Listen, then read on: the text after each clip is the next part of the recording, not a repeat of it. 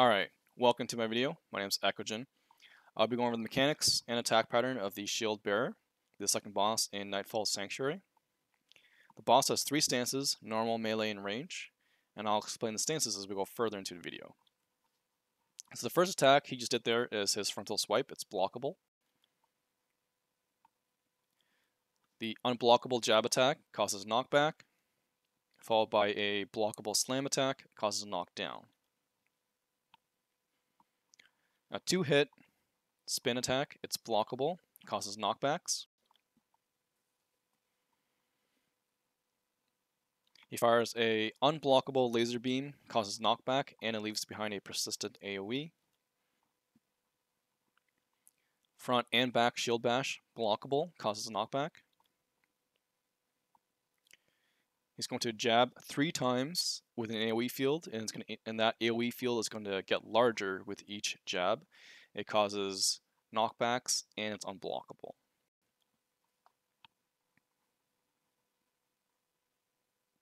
So everyone will receive a random symbol above their heads, and there's a total of 3 symbols: fire, earth, and wind.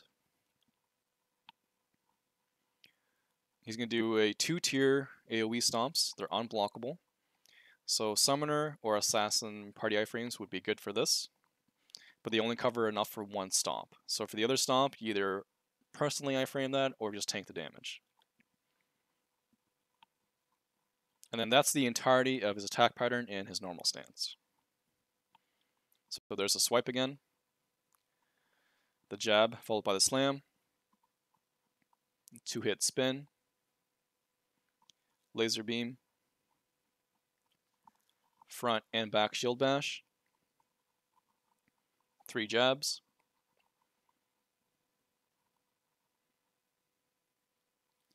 Alright, so the shield bearer changes his stance. So he's going to gain 1 out of a possible 3 symbols, and it's random to which one he gets. The symbols have a specific cycling pattern, and the order goes fire, earth, wind. So if you have fire, you jump, changes to earth, you jump, goes to wind, you jump again, cycles back to fire. Every time you jump, it's going to change the symbol above your head. So the boss is going to target people who have the matching symbol. In this case, the symbol is earth, and only the tank should have earth. Everyone else needs to rotate their symbol until they have fire.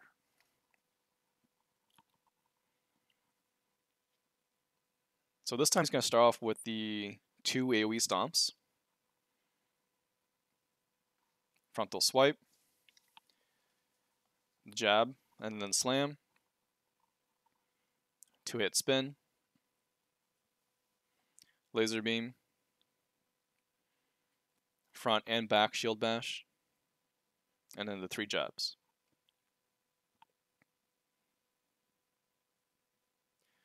You can see this message here. It says the shield bearer sets glyphs. So the boss will choose one person at random and gain the symbol they currently have. So whoever he chooses at random, they're going to be lifted into the air. And since everyone had fire and the tank had earth, if the boss chose the tank, then everyone needs to jump once to match the symbol of earth. If the boss had chosen one of the raid members, he takes on fire. Then only the tank needs to jump twice to match fire, since everyone else already had the fire symbol. So in this case, it chose the tank, so he took on earth. We have fire, we all need to jump once to change it to earth.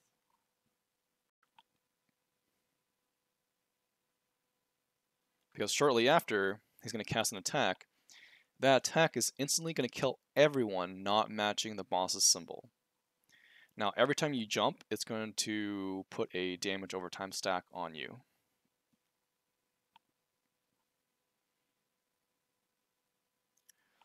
The shield bearer activates the Emperor's Glyph barrier, so everything outside this octagon is going to become a death zone. Here's his 2 stomps. He's going to attempt to do a room-wide AoE. If you do let him cast it, it's going to pretty much knock everyone back, and it deals quite a bit of damage. So you want to CC the boss to stop this. For the first CC, we elect to stun. It keeps the boss doing the normal attack patterns. So frontal swipe, the jab, slam, 2-hit spin, laser beam. He's going to attempt to do another room-wide attack. Once again, his CC bar has opened up, and you want to do knockdowns for this. Now, because the boss was knocked down, he's going to fire a laser upon getting up. The tank needs to bait this laser so that it hits the circle at 1 o'clock. And this is going to activate the circle. And if this is not done, then it's a wipe, because you need that circle activated to give buffs for people to enter that death zone to do the crossing mechanics.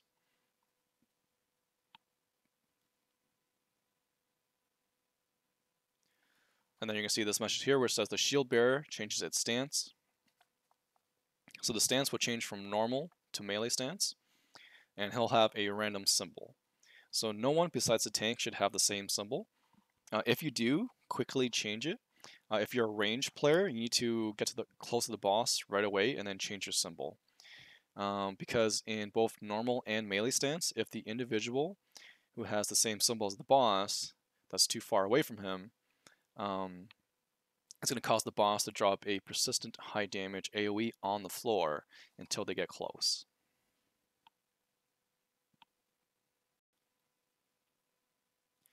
So it's going to cycle through the attack pattern, and now people need to cross based on their assigned order of 1 to 12.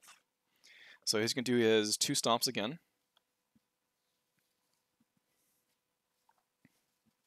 Frontal swipe,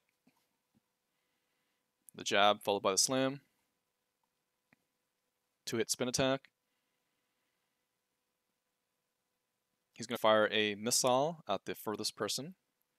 If you get hit by that missile, it's going to cause an aerial knockup and potentially could mess up with your crossing. You need to use iframes to actually avoid getting hit by the missile. The missile is not considered a projectile. Front and back shield bash. And then CC bar opens up. This is where you want to do a knockdown. I remember that when you do a knockdown, he gets up, he fires a laser. It doesn't really matter where the tank baits the laser now, since the circle is already active. And now he's just going to keep repeating this until we've all crossed.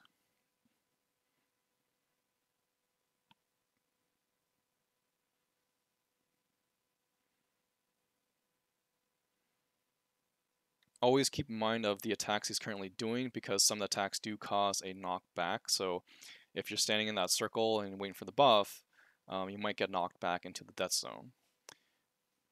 And that circle can only buff one person at a time. That's why you have an order of who gets the buff. So once you're in the circle here, wait to receive the buff before you move forward. And confirmation is you can confirm it by the visual. So there's a blue shield around you. There's also a very unique sound once you receive it, where if you look at your buff bar here, it's that little pinkish purple icon there, and it says 8 seconds.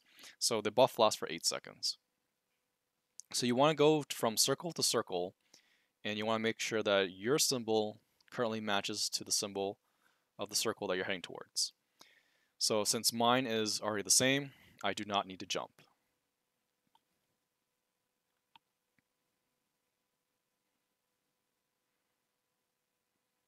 And then just keep moving to the next circle. Keep in mind that the red lasers do deal quite a bit of damage if you get hit by them. So jump over them if you need to. Remember that each time you jump, it will change your symbol. Or you can also iframe through the red laser to maintain your symbol if you don't want to change it. Also, while we're crossing, you can see that the shield bearer changes its stance. So he's going to go from melee to range stance. And this is where everyone needs to be at range, as the boss is going to gain a random symbol. And the range tank needs to match their symbol to the boss's symbol. So in this case, if anyone is with threat is too close to the boss, he's going to drop a high persistent AoE. So make sure you match the symbol to the next circle you're going to. That's matched. For the lines there, they're going to cycle through each symbol, and you gain whatever symbol is displayed once you touch it. So be sure to factor this in when you're trying to match the next symbol. So this one's here, Earth. You need to match Earth. Next one is Fire. So cycle through till you have Fire.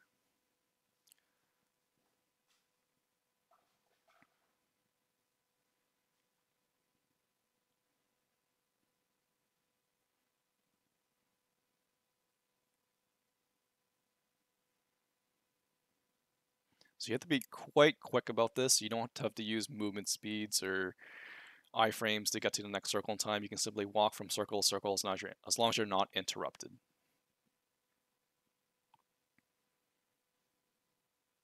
Now, before you get back to the safe zone, always make sure that your symbol does not match the boss's symbol. Only the range tank should have the matching symbols. And if people do die during crossing, the boss will gain stacks, and he's going to recover health. So apply Deep Wound if you do have some casualties. If the stacks get to, I believe it's 35, he's going to enrage. So you don't want too many people dying on crossing. You want actually no one to die on crossing, really, ideally.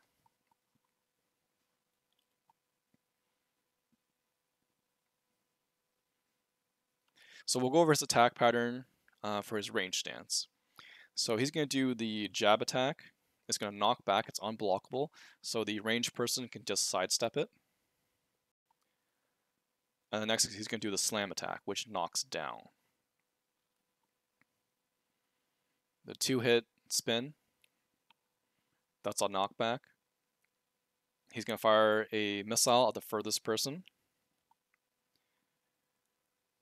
And he's going to do his 3 jabs, so they're unblockable and they knock back, so the ranged tank just sidesteps that. CC bar opens up, you want a key D, and he's going to fire a laser when it gets up, and the attack pattern is going to cycle.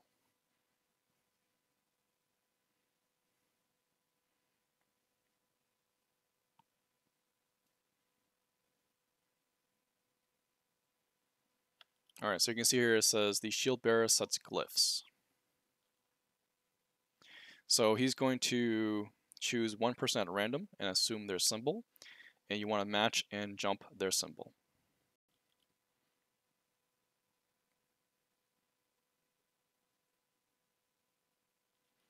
And then the next message here is going to say the shield bearer resonates with the emperor's glyphs.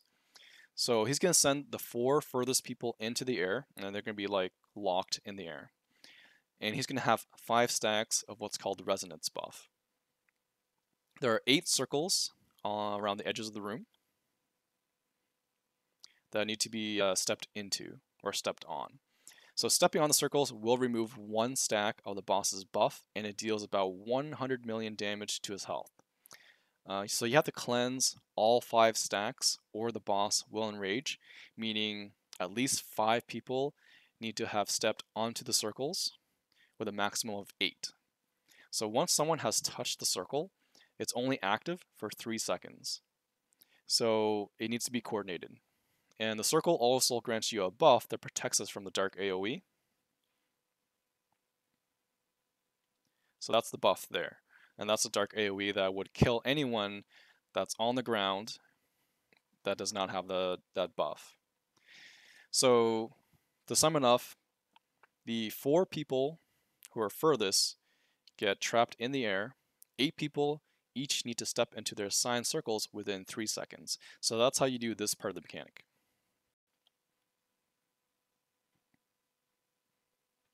So then that ends the first phase. Anyone that's dead can quickly res and then get back to the boss.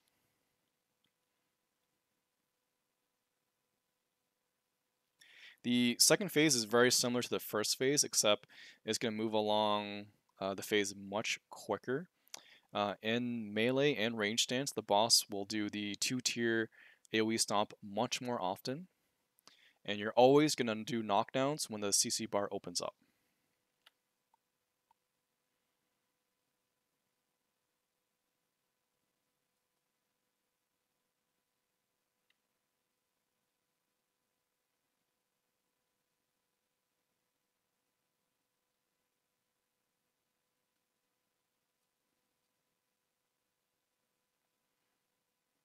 So there we go, he's activating the Glyph barrier.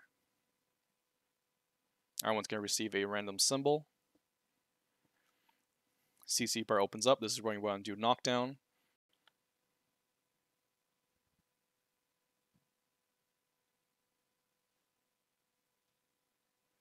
The boss is now changing its stance. He also has picked a symbol. Make sure that your symbol does not match what the boss has. Only the tank should have that. And now people are going to start to cross. So the crossing order still remains the same.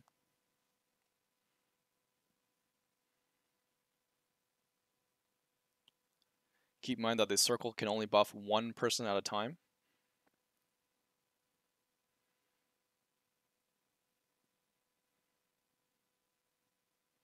And you can see how he's doing the AoE stomps much more often in this phase. So CC bar opens up, you do knockdown again.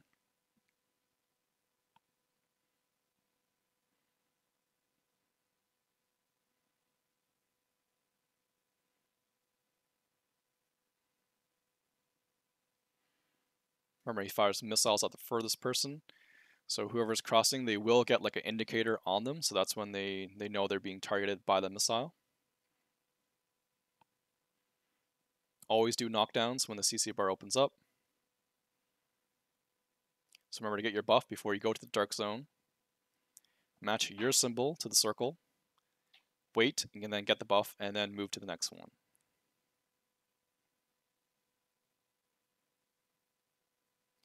I like standing near the sides of the circle just because the red lasers that are moving around, they tend to slightly pause on the dead center of the circle, and that causes a lot of damage if you're sitting on it. So that's why I always kind of stand on the side there to get the buff instead of dead on the middle.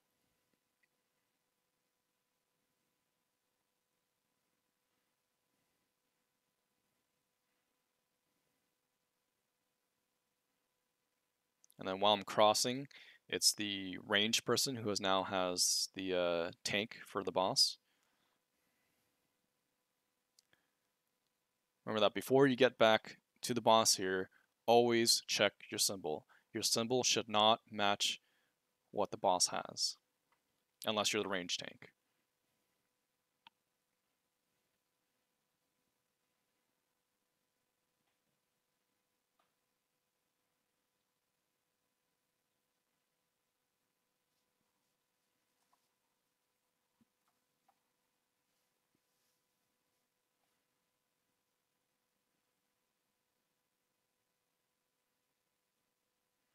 Remember that the ranged tank can sidestep most of the boss's attacks to avoid them.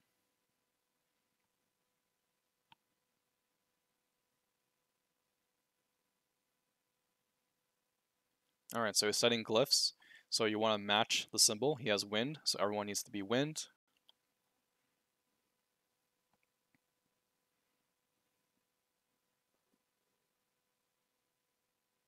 So resonating. So this is where he lifts 4 of the furthest people into the air. And then everyone else needs to step into their assigned circles. You have to be quick about this, and you have to coordinate it. So remember that stepping into the circle gives you a buff that protects you from getting killed by his AoE. The AoE does not affect the 4 people who are in the air. And remember that he has 5 stacks. So at minimum, 5 people need to have stepped onto the circle to cleanse those stacks. If he has 1 stack left, it's going to enrage.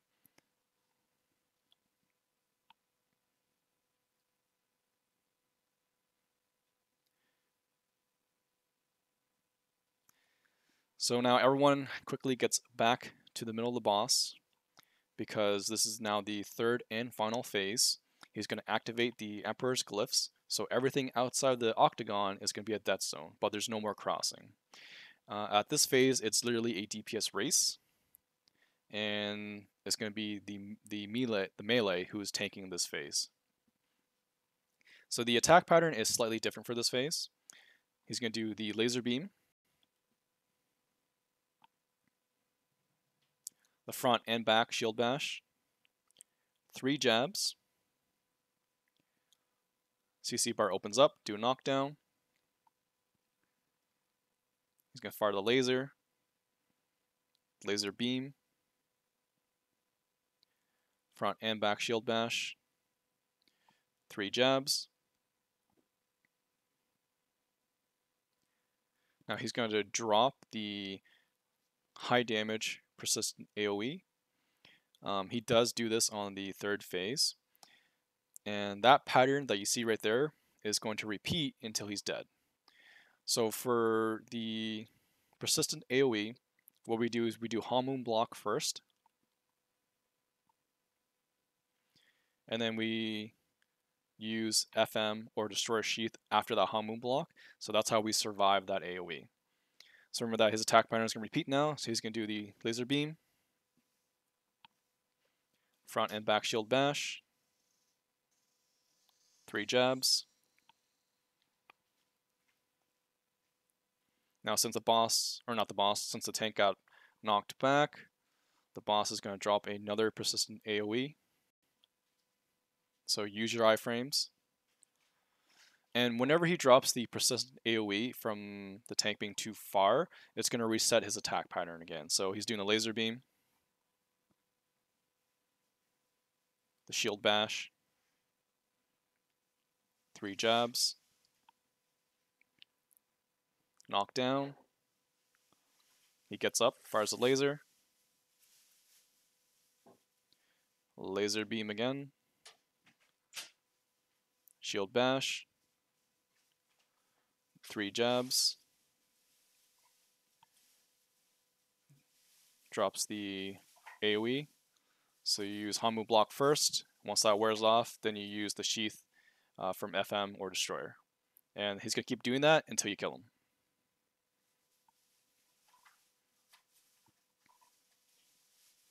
And like I said, during this phase, at any time, if the tank is too far away from the boss, he's going to drop that persistent AoE.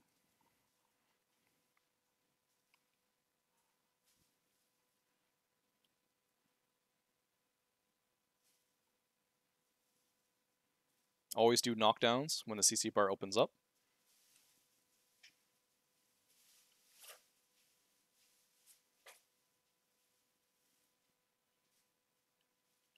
And okay, there we go. That is the mechanics of the second boss in Nightfall Sanctuary.